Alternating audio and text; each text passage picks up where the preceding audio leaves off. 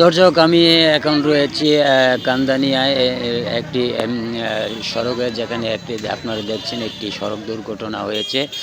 এটি একটি গার্মেন্টসের গাড়ি জিটিএল এর উদ্দেশ্যে যখন সকালে রওনা হয়, তখন কিন্তু এই গার্মেন্টসের গাড়িটি আপনার চাকা ভ্রাষ্ট হয়ে কিন্তু উল্টে গিয়ে ঘটনাস্থলে কিন্তু একজন অলরেডি মারা গিয়েছে আমরা জানতে পেরেছি।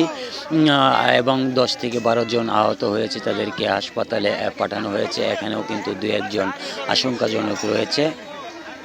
সর্বশেষ খবর আমি আপনাদেরকে জানাবো। ইতিমধ্যে কিন্তু একজন মারা গিয়েছে।